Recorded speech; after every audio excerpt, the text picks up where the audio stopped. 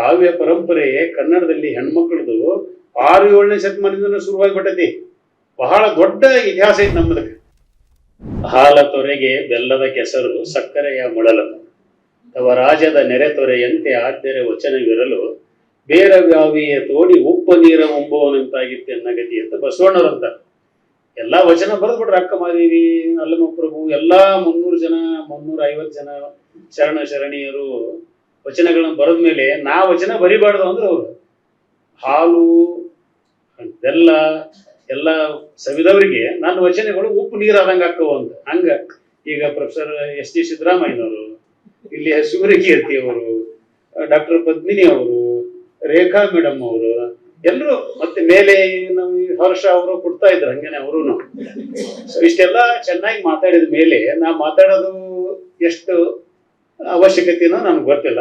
ಆದಾಗಿ ಕೂಡ ಬಹಳ ಶಿಸ್ತಾಗಿ ಒಳ್ಳೆ ಸಂಯಮದಿಂದ ತಾವೆಲ್ಲ ಕುಂತಿದ್ ನೋಡಿದ್ರೆ ನಂದು ಒಂದು 10 ನಿಮಿಷ ಭಾಷಣ ಕೇಳಂಗ್ ಗದಿರಿ ಅಂತ ನನಗೆ ಅನಿಸ್ತಾ ಇದೆ.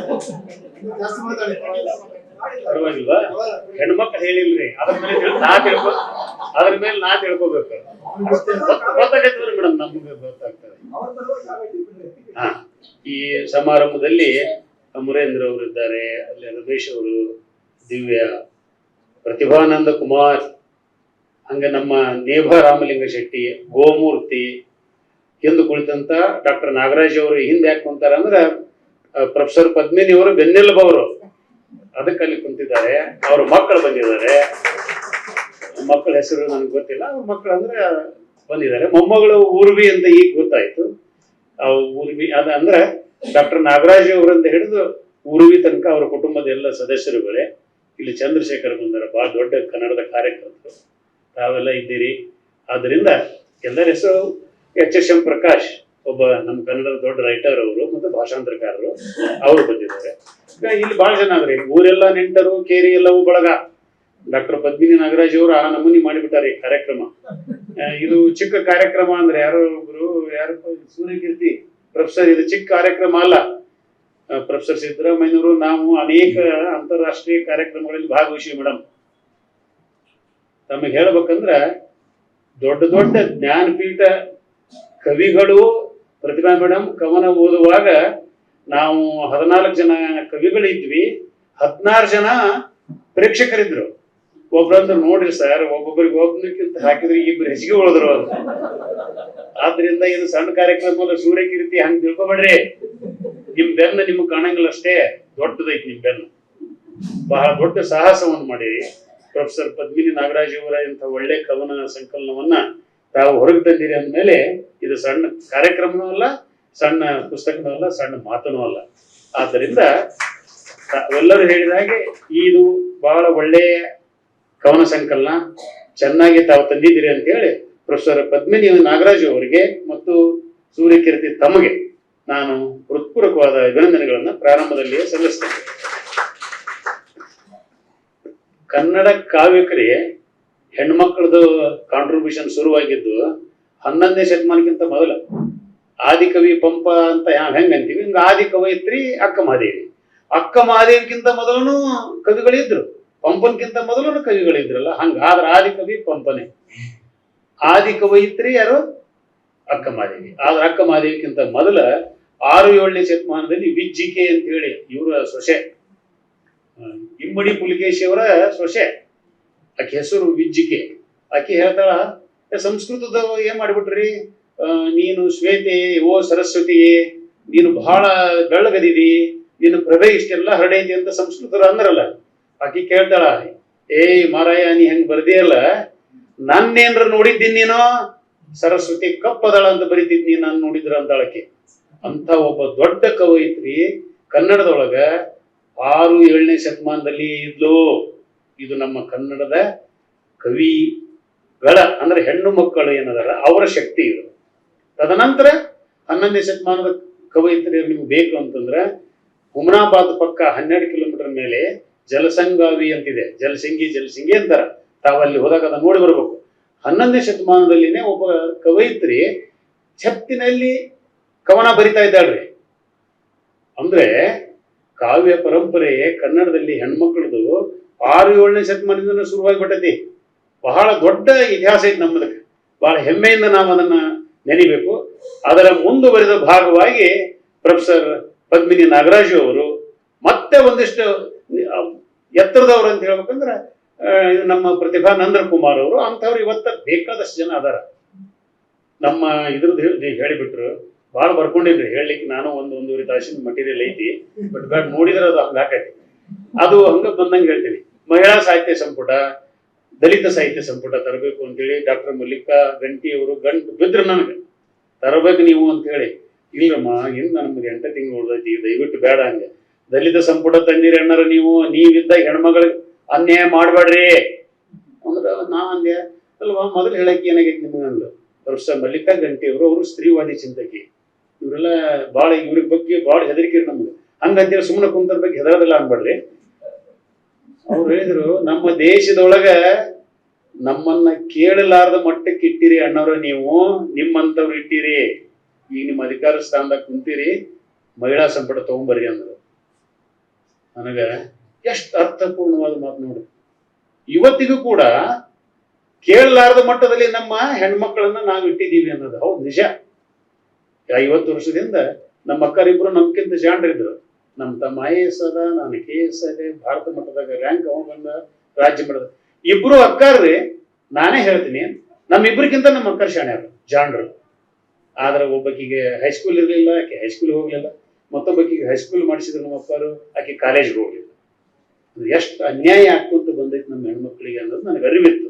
ಆದ್ರಿಂದ ಅದೊಂದು ಚಾಲೆಂಜ್ ಅಂತ ತಗೊಂಡು ಡಾಕ್ಟರ್ ಪದ್ಮಿನಿ ನಾಗರಾಜ್ ಅವರು ಕತೆಗೆ, ಅವರು ನಮ್ಮ ಪ್ರತಿಭಾ ಅವರು ಮತ್ತೊಂದಕ್ಕೆ, ಆಮೇಲೆ ಚಂದ್ರಿಕಾ ಅವರನ್ನು ತಗೊಂಡ್ವಿ, ಲಕ್ಷ್ಮಿ ಅನ್ನೋರನ್ನು ತಗೊಂಡ್ವಿ, ಹಂಗೆ ಬೇರೆ ಬೇರೆ ತಗೊಂಡು ಮಹಿಳಾ ಸಂಪುಟವನ್ನ ನಮ್ಮ ಪುರುಷರು ಏನು 2.5 ವರ್ಷ ತಗೊಂಡಿದ್ರು, ಈ ಮಹಿಳೆಯರು ರಾಮ್ಲಿಂಗ್ ಶೆಟ್ರೆ ಕೇವಲ 7 ತಿಂಗಳದೊಳಗೆ ಮಾಡಿ ಕೊಟ್ಟು ಹೆಣ್ಮಕ್ಳು they are more efficient than men ಅಂತ ಅದನ್ನ ಪ್ರೂವ್ ಮಾಡಿಬಿಟ್ರು. ಅದಕ್ಕೆ ಅವ್ರು ಹೇಳಿದಷ್ಟು ಸಂಭವವನ್ನು ಕೊಡ್ಬೇಕಾದ್ರೆ ಅಂದ್ಬಿಟ್ಟಿದ್ದೆ, ಬಾಯಿಂದ ಮಾತಾಡೋದು ಜಾಸ್ತಿ ನಾನು. ಸೊ ನಾನು ಏನಿದ್ದೆ, ಈ ಯಾರು ಕರ್ನಾಟಕ ಸಾಹಿತ್ಯ ಅಕಾಡೆಮಿ ಅವ್ರಿಗೆ ಕೊಟ್ಟಿದ್ದಕ್ಕಿಂತ ಒಂದು ಸ್ವಲ್ಪ ಹೆಚ್ಚಿಗೆ ಕೊಡ್ತೀನಿ ಎಂದಿರಲ್ಲ, ನಿಮ್ಮ ಮಾತು ನಡೆಸ್ಬೇಕು ಅಂತ ಹೇಳ್ರಿ. ಎಷ್ಟು ಅಂದ್ರೆ ಅದರ 5 ಪಟ್ಟು ಹೇಳಿದ್ರಿ. ಅಲ್ಲಿ ಸ್ವಲ್ಪ ಅಧಿಕಾರ ಅದಾವ್ರಿ. ಎಲ್ಲಿ ನಮ್ಗೆ ದುರುಪಯೋಗ ನಾವು ಮಾಡಿಕೊಳ್ಳಿಲ್ಲ ಅಂದ್ರೆ ಸಾಹಿತ್ಯ ಪರಿಷತ್ನಲ್ಲಿ ಬಹಳಷ್ಟು ಅಧಿಕಾರ ಐತಿ. ಕಸಾಪದಲ್ಲಿ ಕಾರ್ಯಕಾರಿ ಸಮಿತಿ ಅಪ್ರೂವ್ ಆದ ಸಾಕು. ಅದಕ್ಕೆ ಅದೊಂದು ಸ್ವತಂತ್ರ ಸಂಸ್ಥೆ. ಅಲ್ಲಿ ದುರುಪಯೋಗ ಮಾಡ್ಕೋಬಾರ್ದು, ಭ್ರಷ್ಟಾಚಾರ ಮಾಡಬಾರ್ದು. ಅದು ಬಹಳ ಕನ್ನಡದ ದೇವಸ್ಥಾನ ಅಂತ ಹೇಳಿದ್ರು ಚಾರುಕೀರ್ತಿ ಭಟ್ಟಾರಕ ಸ್ವಾಮೀಜಿಯವರು. ಅದು ಕನ್ನಡದ ದೇವಸ್ಥಾನ ಹಾಗೂ ಕನ್ನಡದ ವಿಧಾನಸೌಧ ಆಗ್ಬೇಕು ಅದು ಅಂತ ಹೇಳಿದ್ರು. ಅಂದ್ರೆ ಅಂಥ ಒಂದು ಪವಿತ್ರ ಜಾಗ ಅದು. ಅಲ್ಲಿ ನಮ್ಮ ಹೆಣ್ಮಕ್ಳನ್ನ ಮಾಡಿದ್ರು. ಅಲ್ಲಿ ಡಾಕ್ಟರ್ ಪದ್ಮಿನಿ ನಾಗರಾಜ್ ಅವರು ಬಹಳ ಚೊಕ್ಕಟವಾಗಿ ಆ ಕೆಲಸ ಮಾಡಿಕೊಟ್ಟಿದ್ರು. ಅದನ್ನ ಇಲ್ಲಿ ನೆನಪು ಮಾಡಿಕೊಂಡು ಅವರನ್ನು ಅಭಿನಂದಿಸ್ತೀನಿ. ಇನ್ನ ಅಕ್ಕ ಮಹಾದೇವಿದೇ ಒಂದು ಸ್ವರೂಪವಾಗಿ ನಮ್ಮ ಕಾವ್ಯ ಮುಂದುವರ್ಕೊಂಡು ಬಂದೈತಿ. ಹೆಣ್ಮಕ್ಳು ಪ್ರತಿಭಟನೆಯಲ್ಲಿ, ಶೋಷಣೆಯ ವಿರುದ್ಧ ಬೇಕಾದಷ್ಟು ಅವರು ಮಾಡಿದ್ದಾರೆ. ಕಾವ್ಯದಲ್ಲಿನೇ, ಹೋರಾಟದಲ್ಲಿನೂ ಇತ್ತೀಚೆಗೆ ಎಲ್ಲರೂ ಮಾಡ್ತಾ ಇದ್ದಾರೆ. ಆದ್ದರಿಂದ ಕನ್ನಡ ಕಾವ್ಯ ಬಹಳ ಶಕ್ತಿಯುತವಾದಂಥದ್ದು. ಈಗಂತೂ ನವ್ಯ ಕಾವ್ಯದಲ್ಲಿ ಬೇಕಾದಷ್ಟು ಜನ ಕಾವ್ಯ, ಕಥೆ, ಕಾದಂಬರಿ, ವಿಮರ್ಶೆ 1-2 ಅಲ್ಲ, ಅನೇಕ ಜನ ಮಹಿಳೆಯರು ಇವತ್ತು ಬರಿತಾ ಇದ್ದಾರೆ. ಇನ್ನು ಈ ಪುಸ್ತಕದ ಬಗ್ಗೆ ಸ್ವಲ್ಪ ಹೇಳಲೇಬೇಕು. ನನಗ ಏನಾಗ್ಬಿಡ್ತೀರಿ, ಈಗ ಯಾವ್ಯಾವ ಕವನಗಳನ್ನ ನಾ ಮೆಚ್ಕೊಂಡಿದ್ದೆ ಅದನ್ನೆಲ್ಲರೂ ಹೇಳಿಬಿಟ್ರಿ ಈಗ. ಸೊ ಮತ್ತೆ ಅವು ರಿಪೀಟ್ ಆಗೋದು ಬೇಡ. ಅದರಲ್ಲಿನೇ ಈಗ ಜಾಗತಿಕ ಮಟ್ಟದ ಬಗ್ಗೆ ಪ್ರೊಫೆಸರ್ SD ಸಿದ್ದರಾಮಯ್ಯ ಹೇಳಿದ್ ನನಗೆ ಬಹಳ ಇಷ್ಟ ಆಯಿತು. ಅಂದ್ರೆ ನಾವು ಥಿಂಕ್ ಗ್ಲೋಬಲಿ ಆಕ್ಟ್, ಅಥವಾ ಥಿಂಕ್ ಲೋಕಲಿ ಆಕ್ಟ್ ಗ್ಲೋಬಲಿ ಅಂತ ಬಂದೈತೆ ನೋಡ್ರಿ. ನಾವು ಸ್ಥಳೀಯವಾಗಿ ವಿಚಾರ ಮಾಡಿದ್ರು ಕೂಡ ವಿಶ್ವ ಮಟ್ಟಕ್ಕೆ ನಮ್ಮ ವಿಚಾರಗಳು ಪಸರಿಸಬೇಕು. ಕವನ ಸಂಕಲನ ಡಾಕ್ಟರ್ ಪದ್ಮಿನಿ ನಾಗರಾಜ್ ಅವರದು ಒಂದಿರಬಹುದು, ಅದರಲ್ಲಿ ಕೆಲವೊಂದು ಕವನಗಳು ಇರಬಹುದು. ಆದ್ರೆ ಅವು ಹೆಂಗದವಂದ್ರೆ ಯುದ್ಧ ವಿರೋಧಿ ಅಂದ್ಬಿಟ್ರೆ ಅದು ಜಾಗತಿಕ ಮಟ್ಟವನ್ನು ತಲುಪ್ತದೆ. ಈ ಕ್ಷಮಿಸು ಗೊಮ್ಮಟನಂತೆ ಬರೀ ಕ್ಷಮಿಸೋದಲ್ರಿ, ಆ ಕ್ಷಮಿಸೋದಕ್ಕೆ ತ್ಯಾಗ ಮನೋಭಾವನ ಬೇಕು. ಆಶೆ ಇರಬಾರ್ದು ಅಂತ ನಿರಪೇಕ್ಷೆ. ಅಹಿಂಸಾ, ಸತ್ಯಾಶ್ರಯ, ಬ್ರಹ್ಮಚರ್ಯ, ಅಸಂಗ್ರಹ, ಶರೀರ ಶ್ರಮಸ್ವಾದ, ಸರ್ವಧರ್ಮ ಸಮಾನತ್ವ, ಶರೀರ ಅದೆಲ್ಲ ಐತಲ್ಲ, 11 ವ್ರತಗಳು ಇದ್ದಾಗ ಕ್ಷಮಿಸಕ್ ಬರ್ತದೆ. ಡಾಕ್ಟರ್ KV ತಿರುಮಲೇಶ್ ಅವ್ರ ಹೆಸರು ತಾವು ಕೇಳಿರ್ಬೇಕು. 2 ವರ್ಷ ತಾವು ತೀರ್ಕೊಂಡ್ರು, ಬಹಳ ದೊಡ್ಡ ಕವಿ. ಅವ್ರು ಹೇಳ್ತಾರ, ಗೆದ್ದರೆ ಗೆಲ್ಲಬೇಕು ಬಾಹುಬಲಿಯಂತೆ ಬಿಟ್ಟು ಕೊಡುವುದರಿಂದ. ಇದನ್ನ ನಾವು ಗೆದಿಬೇಕು ಅಂದ್ರೆ ಸಂಸಾರವನ್ನ ಅಥವಾ ಜಗತ್ತನ್ನ ಬಿಟ್ಟು ಕೊಡೋದ್ರಿಂದ ಗೆದಿಬೇಕಂತ. ಡಾಕ್ಟರ್ ಪದ್ಮಿನಿಯವರಿಗೆ ಅಲ್ಲಿ ಕುಳಿತಂತ ನೇಭ ರಾಮಲಿಂಗ ಶೆಟ್ಟರಿಗೆ ಇವತ್ತು ಸಮಾಜದಲ್ಲಿ ಮರ್ಯಾದೆ ಐತಿ. Professor SG. ಸಿದ್ದರಾಮಯ್ಯನವರು ಅಂತಾರು ಕರೆದರ ಪುಸ್ತಕ ಬಿಡುಗಡೆಗೆ ಬರ್ತಾರೆ. ಯಾಕಂತಂದ್ರ ರಾಜೀನಾಮೆ ಬೀಸಕ್ ಬಂದ್ರು, ಬಿಟ್ಟು ಕೊಟ್ರು. ಗೊಮ್ಮಟನ ಅದು ಒಂದು ಲಕ್ಷಣ. ಅದಕ್ಕೆ ಇವತ್ತು ಸರು ಅವರಿಗೆ ಬೆಲೆ ಕೊಡ್ತಾರ, ನಾವೆಲ್ಲರೂ ಆದರ ಸತ್ಕಾರದಿಂದ ನೋಡ್ತೀವಿ. ಆದ್ದರಿಂದ ಆ ಗುಣಗಳನ್ನು ಬರೀ ಹೇಳೋದು ಬರೆಯೋದಲ್ಲ, ಅದ್ರ ಹಂಗೆ ನಾವು ನಡಿಬೇಕು. ಅದನ್ನು ಮಾಡಿ ತೋರಿಸಿದ್ದಾರೆ ಡಾಕ್ಟರ್ ಪದ್ಮಿನಿ ನಾಗರಾಜ್ ಅವರು. ಇದು ಹಾಗೇನೆ ಮುಂದೆ ಶ್ರೇಣೀಕೃತ ಸಮಾಜದ ಬಗ್ಗೆ, ಹೆಣ್ಣಿನ ಬವಣೆ ಬಗ್ಗೆ, ಮನುಷ್ಯ ಸಂಬಂಧಗಳ ಬಗ್ಗೆ ಎಲ್ಲರಿಗೂ ಗೊತ್ತಾಗ್ಬಿಡತ್ತೆ. ಈಗ ಕೃತ್ರಿಮ ಸ್ವಲ್ಪ ನಾನು ಒಂದೀಟು ಭಿನ್ನಾಭಿಪ್ರಾಯ ಮಾಡ್ತೀನಿ ಅನ್ನಲ್ಲ, ಪ್ರತಿಭಾ ಅವರಿಂದ ನಾ ಇದನ್ನ ಹೇಳಲೇಬೇಕು. ಯಾಕಂದ್ರೆ ಶಿ ವಿಲ್ ಲುಕ್ ಆಫ್ಟರ್. ನೋಡ್ರಿ, ಅಲ್ಲ ಹುಡುಗರ ಮ್ಯಾಗೂನು ಅತ್ಯಾಚಾರ ಹಾಕಕ್ ಮೇಡಮ್, ನಿಮ್ಮಂತ ಹೆಣ್ಮಕ್ಳು ಈಗಿಲ್ಲ, ಸ್ವಲ್ಪ ಕಡಿಮೆ ಮಾಡ್ರಿ ಅಂತಾನೆ ಹೇಳ. ಅದಕ್ಕೆ ಸತ್ಯನಲ್ರಿ? ಸತ್ಯನೇ ತಾನೇ. ಇತ್ತೀಚೆಗೆ ಒಣ ಉಸ ಬರೀ ಏನು ತಪ್ಪಿಲ್ಲದ ಯುವಕರು ರವ ನರಕವನ್ನು ಅನುಭವಿಸೋದನ್ನ ನಾನು ನೋಡಿದೀನಿ. ನನ್ನ ಸುತ್ತಮುತ್ತಲು 4 ಪ್ರಕರಣಗಳು. 10 ಹೆಣ್ಮಕ್ಳ ಮೇಲೆ ಅನ್ಯಾಯ ಹಾಕವು, ಇಲ್ಲ ಅನ್ನಂಗಿಲ್ಲ. 4 ಗಂಡಸರ ಮೇಲೆ ಆಗಕತ್ತೇವ್ರಿಗೆ. ಅದನ್ನೂ ನಿಲ್ಲಿಸ್ಬೇಕು ಅಂತ 10 ಅಂತೂ ನಿಲ್ಲಿಸ್ಲೇಬೇಕು. 10ಕ್ಕೆ ನಮ್ದು ನಾವು ಖಂಡಿಸ್ತೀವಿ, ಅದು ನಿಲ್ಲಿಸ್ಬೇಕಂತ ಹೇಳ್ತೀವಿ, ನಿಮ್ಗೆ ಜೊತೆಗೆ ಕೊಡ್ತೀವಿ, ಅದಕ್ಕೆ ನಾವು ಕ್ಷಮಾ ಕೇಳ್ತೀವಿ ಬೇಕಂದ್ರೆ. ಆದ್ರೆ ಇದು ಕೂಡ ಯಾಕಂದ್ರೆ ಮಾತೃ ಹೃದಯ, ನೀವು ಮನಸ್ಸು ಮಾಡಿದ್ರೆ ಒಂದೇ ದಿವಸದಾಗ ನಿಲ್ಲಿಸ್ಬಿಡ್ತೀವಿ. ಗಂಡಸರು ಸ್ವಲ್ಪ ಕಠಿಣ, 5,000 ವರ್ಷ ತಗೊಂಡಿವಿ ನಾವು ಅದನ್ನ ನಿಲ್ಸಕ್. ಈಗ ನೀವು ಮುಂದಿನ 10 ವರ್ಷಗಳಲ್ಲಿ ಅದು ಅದರ ನಿಲ್ಲಿ ಅಂತ ನನ್ನ ಅಪೇಕ್ಷೆ. ಆದ್ರಿಂದ ಈಗ ಪದ್ಮಿನಿಯವರ ಕವನದಲ್ಲಿ ಹೇಳ್ಬೇಕಂದ್ರೆ ಮನುಷ್ಯ ಸಂಬಂಧ ಮಾಡುವಾಗ ಎಲ್ಲರೂ ಜಾತಿ ಜಾತಿ ಅಂತೀವಿ. ಮೇಡಮ್ ಏನಂತಾರ ಅದಕ್ಕಂದ್ರೆ, ಪದ್ಮಿನಿ ಮೇಡಮ್, ಜಾತಿ ಚಪ್ಪಲಿಯಂತೆ ಅಂತ. ಎಷ್ಟೊಂದು ಒಳ್ಳೆ ರೂಪಕ ನೋಡ್ರಿ. ಚಪ್ಪಲಿ ಹೆಂಗಂದ್ರೆ ಹೊರಗೆ ಬಿಟ್ಟು ಬರ್ರಿ. ಬಹುಶಃ ಜಾತಿಗೆ ಚಪ್ಪಲಿ ಅಂದಂತ ಕನ್ನಡ ಕಾವ್ಯದಲ್ಲಿ ಪ್ರೊಫೆಸರ್ ಪದ್ಮಿನಿ ಅವರು ಮೊದಲನೇದವರು ಅಂತ ನನ್ನ ಅಭಿಪ್ರಾಯ. ಆಮೇಲೆ ಕೊರೋನಾ ಕವನದ ಬಗ್ಗೆ ಪ್ರೊಫೆಸರ್ ಎಸ್.ಜಿ.ಎಸ್. ಅವರು ಮತ್ತು ಸೂರ್ಯಕೀರ್ತಿ ಅವರೆಲ್ಲ ಹೇಳಿದ್ರು, ಕೊರೋನಾ ಹೊತ್ತಿನಲ್ಲಿ ಹೆಂಗ ನೋವು ಮಾತನ್ನು. ಅದು ಬಹಳ ಒಂದು ಒಳ್ಳೆ ಕವನ. ಫಿನಿಕ್ಸ್ ಕವನ ನನಗದು ಬಹಳ ಹಿಡಿಸಿದಂತದ್ದು. ಎಲ್ಲ ಅಲ್ಲಿನೂ ಮರುಹುಟ್ಟು ಪಡಿತೀವಿ ಅಂತ. ಅಲ್ಲಿ ಬಸವಣ್ಣನ ಎಂದಾರ, ಕನಕದಾಸನ್ನೇ ಅಂತ್ಯಾರ, ಆಮೇಲೆ ಗಾಂಧೀಜಿನ, ಒಬ್ರನ್ನಲ್ಲ, ಎಲ್ಲ ಏನು ನಮ್ಮ ಈ ದಾರ್ಶನಿಕರು ಅದಾರ ಅವರೆಲ್ಲರನ್ನೂ ಡಾಕ್ಟರ್ ಪದ್ಮಿನಿಯವರು ಒಂದ ಕವನದಲ್ಲಿ ಸಾಂದರ್ಭಿಕವಾಗಿ ಹೆಂಗ ಅನ್ನೋದನ್ನ ಇಡ್ತಾ ಒಂದೊಂದು ನುಡಿಗೆ ಒಬ್ಬೊಬ್ಬರದ್ದು ಹೆಸರು ತಗೊಂಡು ಆ ದಾರ್ಶನಿಕರು, ಬುದ್ಧ ಬಂದ, ಮೊದಲನೇ ಮಹಾವೀರ, ಗೊಮ್ಮಟ, ಅವರೆಲ್ಲರೂ ಎದ್ದು ಮತ್ತೆ ಇವರೆಲ್ಲ ಬರ್ತಾರಲ್ಲಿ. ಆದ್ರಿಂದ ಹಳೆಯ ವಿಚಾರಗಳು, ಪ್ರಸ್ತುತ ವಿಚಾರಗಳು, ಜ್ವಲಂತ ವಿಚಾರಗಳು, ಕೆಲವೊಂದು ರಮ್ಯ ಕವನಗಳು, ಪ್ರೀತಿ ಮತ್ತು ವಿರಹ, ನೋವು, ದೌರ್ಜನ್ಯ, ಇವೆಲ್ಲವೂ ಒಂದವಿಲ್ಲ. ನವರಸಗಳು ಎಲ್ಲ ಈ ಕಾವ್ಯದಲ್ಲಿ. ಆದ್ರಿಂದ ಇದನ್ನ ನಾವೆಲ್ಲರೂ ಸೂರ್ಯಕೀರ್ತಿ ಹೇಳಿದಂಗೆ ನಾನೇ ಹೇಳ್ಬೇಕಂತ ಮಾಡಿದ್ದೆ. ಎಲ್ಲರೂ ನಾವು ಇದನ್ನ ಕೊಂಡು ಓದಬೇಕು. ಪುಸ್ತಕಗಳನ್ನ ಸರ್ಕಾರ ಕೊಂಡ್ಕೊಳ್ತದೆ. ಆಮೇಲೆ 350 ಪ್ರತಿಗಳನ್ನ 1 ವರ್ಷ 2 ವರ್ಷದಲ್ಲಿ ತಗೊಂತಾರೆ. ಆದರೆ ಎಲ್ಲರೂ ನಾವು ಕೊಂಡು ಓದುವಂತ ಸಂಸ್ಕೃತಿ ಒಳಗ ಇರಬೇಕು ಅಂತ ಹೇಳಿ ನಾನು ಹೇಳಿ, ಇದು ಕ್ಷಮಿಸೋದ್ರ ಬಗ್ಗೆನೇ ಐತಿ. ಅದು ಯೇಸು ಕ್ರಿಸ್ತ ಏನ್ ಹೇಳಿದ, oh God they don't know what they are doing, please pardon them ಅಂತ ಹೇಳಿದ್ದು, ಅದು ಎಲ್ಲ ಆಯ್ತು. ಪ್ರತಿಭಾ ಅವ್ರು ಹೇಳಿದಂಗ ಗಟ್ಟಿ ಧ್ವನಿ ಪದ್ಮಿನಿ ಮೇಡಮ್ ಅವ್ರದ್ದು ಅನ್ಯಾಯದ ವಿರುದ್ಧ ಪ್ರತಿಭಟಿಸೋದು ಹೇಗಿದೆಯೋ ಹಾಗೆ ಅವರೆಲ್ಲಾ ಕವನಗಳಲ್ಲಿ ಎಲ್ಲೆಲ್ಲಿ ಅನ್ಯಾಯ ಕಾಣ್ತತಿ ಅದನ್ನು ಅವರು ಕಾವ್ಯದ ಮೂಲಕ ಪ್ರತಿಭಟನೆ ಮಾಡಿದ್ದಾರೆ. ಆಮೇಲೆ ರೇಖಾ ಮೇಡಮ್ ತಾವು ಸಣ್ಣ ಭಾಷಣ ಮಾಡಿದ್ರೆ ನಿಜ, ಆದ್ರೆ ಈ ವನಿತಾ ಸಮಾಜದ ಬಗ್ಗೆ ಹೇಳಿದ್ರು. 44 ವರ್ಷದಂತ ನೋಡ್ರಿ. ಇದು ನನಗೆ ಬಹಳ ತಾವು ರಿಜಿಸ್ಟರ್ ಮಾಡಿ ಅವಾಗ ಏನಾರ ಬಂದಿದ್ರೆ ನಾವಿದ್ದಾಗ ಅನುದಾನ ಕೊಟ್ಟು ಬಿಡ್ತಿದ್ದೀವಿ. ಎಷ್ಟು ಕೆಲಸ ಮಾಡಿರಿ, ಏನು ಎಲ್ಲ ಇಲ್ಲಿ ಆಡಳಿತ ಮಂಡಳಿ ಸದಸ್ಯರು ಕುಂತಾರ. ಮೈಸೂರು ಶಿಲ್ಪ ಕೊಟ್ಬಿಟ್ರಿ ಅಂತ ನಿನ್ನಿಲ್ದ ಮೊನ್ನೆ ಗೊತ್ತಾದ್ರೆ ನನಗೆ ಯಾವುದೋ ಮಾತಾಡೋದು ನಾ ತಿಳ್ಕೊಂಡಿದ್ವಿ. ಒಂದು 5-6 ಸಾವಿರ ರೂಪಾಯಿ ಇರ್ತಾವಂತ. ನಾನು ಹೆಂಡತಿ ಕೇಳಿದೆ, ಏಯ್ ಕೊಡ್ಸ ಬಿಡು, 1 ಯಾಕೆ 2 ಅಂತ. ಆಯ್ತು ಬಿಡು, ಒಂದು 10,000 ರೂಪಾಯಿ ಕೊಟ್ಬಿಡ್ತೀನಿ ನಿನ್ನ ಕೈಗೆ ಅಂದೆ. 10,000 ಕೊಟ್ರೆ ಒಂದು ಶರಗ್ ಅಷ್ಟ ಬರ್ತಾರೆ, ಇಟ ತರ್ಬೇಕಾಗತ್ತೆ. ಯಾಕಂದೆ 25,000 ಮೈಸೂರು ಶಿಲ್ಕ ಇಲ್ಲ ಅಂದ್. ಅಲ್ಲ ಮತ್ತೆ ಎಲ್ಲ ಮೈಸೂರು ಶಿಲ್ಕ 5,000 10,000 ಸಿಕ್ತು ಸರ್, ನಿಜವಾಗ್ಲೂ ಗೊತ್ತಿದ್ದಿಲ್ಲ ನನಗೆ. ಅದು ಏನ್ ನಂದು ದೊಡ್ಡಸ್ತನೂ ಅಲ್ರಿ, ಕೀಳರ ಮನೆಯೂ ಅಲ್ಲದ. ನಾನು ಒಪ್ಕೊಳಕ್ ಆಗ್ತೀನಿ. 25,000 ಶುರುವಾಕವಂತವು 1.5 ಲಕ್ಷ ರೂಪಾಯಿ ಅಂತ ಸೀರೆ ಮೈಸೂರು ಸಿಲ್ಕ್ ಹೆಮ್ಮೆ ಅನಿಸ್ತು ನನಗೆ. ನಾಲ್ವಡಿ ಕೃಷ್ಣರಾಜ ಒಡೆಯರ್ ಅವರಿಗೆ ನಾನು ಅಭಿನಂದನೆ ಸಲ್ಲಿಸಿದೆ. ಯಾಕಂದ್ರೆ ಮೈಸೂರು ಸಿಲ್ಕ್ ಶುರು ಮಾಡಿದ್ದು ಪುಣ್ಯಾತ್ಮ ನಾಲ್ವಡಿ ಕೃಷ್ಣರಾಜ ಒಡೆಯರ್ ಅವರು. ಆದ್ರಿಂದ ನಾನು ಕಮಿಷನರ್ ಇದ್ದಾಗ ಅವರದ್ದು ಸರ್ಕಾರನ ಆಚರಿಸಬೇಕು ಅಂತ ಹೇಳಿ ನಾಲ್ವಡಿಯವರ ದಿನಾಚರಣೆ ಶುರು ಮಾಡಿದ ಒಂದು ಸಣ್ಣ ಆನಂದ ಕೂಡ ನನಗೈತಿ.